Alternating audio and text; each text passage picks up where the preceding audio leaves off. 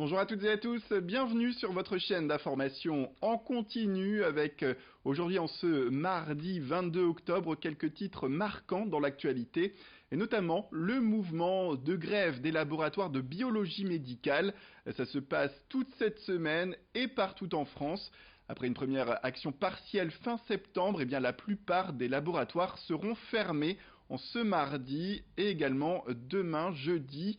Également en cause, selon les biologistes mobilisés, il y a les règles devenues trop dures imposées par l'assurance maladie. Elle prévoit de baisser les tarifs de certains actes l'an prochain et également de geler les dépenses les 2 années suivantes. L'objectif affiché est de faire 180 millions d'euros d'économies, mais pour les biologistes, ce sera au détriment des laboratoires et notamment les plus modestes dans les villes moyennes. Explication complémentaire tout de suite. L'assurance maladie veut nous imposer un objectif à 0% pour les 3 prochaines années, c'est-à-dire interdiction d'augmenter notre activité et en plus, avant d'appliquer cette non-progression, une diminution de notre enveloppe. Donc un double effet coercitif. Et nous avons vraiment l'impression d'être dans les dépenses de santé une variable d'ajustement. C'est-à-dire si on a besoin d'un peu de sous, on va venir grignoter sur le dos de la biologie. Et donc ce phénomène continue et on a l'impression qu'il n'y a absolument aucune écoute de la part de l'assurance maladie. Pourquoi nous appliquer un objectif national de dépenses qui est 10 fois inférieur aux autres? Pourquoi ne pas nous appliquer le même? Et on n'en demande pas plus, on ne demande pas des augmentations d'honoraires, on demande simplement de pouvoir travailler tranquillement et exercer notre métier dans de bonnes conditions. On écoute également toujours Christophe Accos, ce biologiste à Armentières, qui parle des dangers suite à ces décisions. À terme, c'est sûr que ça nous coupe nos capacités d'investissement. Si on veut rester performant, il faut toujours investir dans de nouveaux automates. On a également une équipe performante, donc du personnel exclusivement qualifié, aussi bien technicien d'analyse médicale qu'infirmier, secrétaire médical. Donc c'est du personnel, ce sont des salariés, il faut pouvoir continuer à faire vivre tout ce monde bien correctement. Ce qu'on espère suite à ce mouvement, c'est d'abord que les pouvoirs publics et l'assurance maladie se rendent compte que les biologistes en ont un petit peu assez, pour pas dire autre chose, et d'autre part, au moins d'avoir une sécurité, enfin une certitude de pouvoir travailler en paix et non pas se sentir, stigmatisé très régulièrement. C'est une exception dans la région. Une maison des femmes a été inaugurée ce samedi à Roubaix. Cette structure vise à accueillir, accompagner, informer et orienter les femmes en difficulté. Comment? En offrant un service qui leur est 100% dédié. Aujourd'hui, les Roubaisiennes sont en effet sous-représentées dans les structures existantes. Au CCAS, les femmes ne représentent que 12% du public. L'objectif est donc d'offrir un lieu adapté, facile d'accès également, et où elles se sentent en confiance. Cette maison des femmes peut intervenir dans plusieurs domaines. Il y a l'accompagnement social, mais aussi le retour à l'emploi, l'accompagnement psychologique, l'accès à la santé, la médiation familiale et juridique. Plus d'informations, c'est tout de suite avec cette interview menée par Florine Curec. Je suis venue la première fois pour une aide. J'avais une panne de machine à laver. Donc j'ai demandé, ils m'ont accepté. C'était avec un de leurs collègues, c'était Sadik. Il était très gentil avec nous, avec tout le groupe. Et je me suis inscrite. Depuis ce temps, je viens quotidiennement prendre un café, partager nos soucis.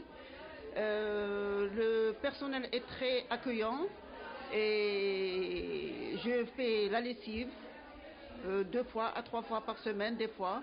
Et ça me donne un coup de pouce moralement. Parce que des fois je suis à bout, mais quand je participe et je viens, ça me fait du bien.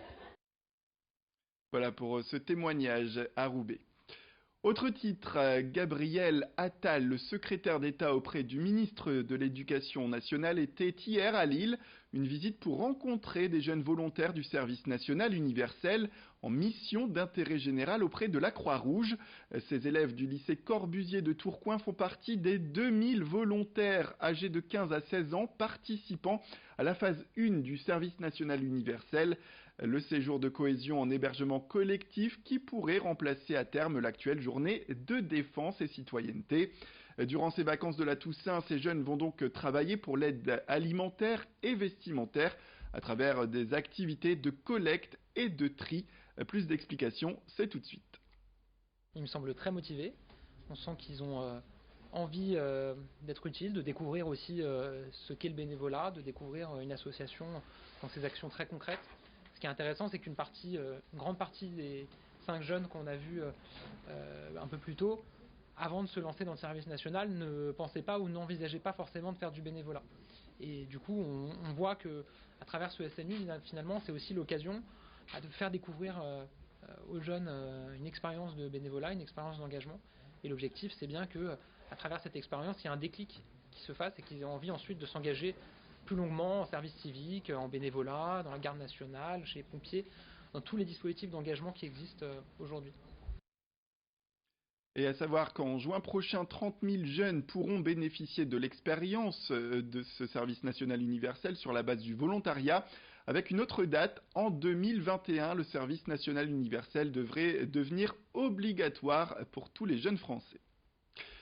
Et pour terminer, cette nouvelle, c'est la fin de l'aventure malheureusement pour la boulangerie Brice à Marquette-les-Lilles et Marc-en-Barœul. Elle est parvenue en finale nationale de l'émission La meilleure boulangerie de France sur M6. Mais Maxime et Marion se sont arrêtés hier en quart de finale, simplement vaincus par une quiche lorraine.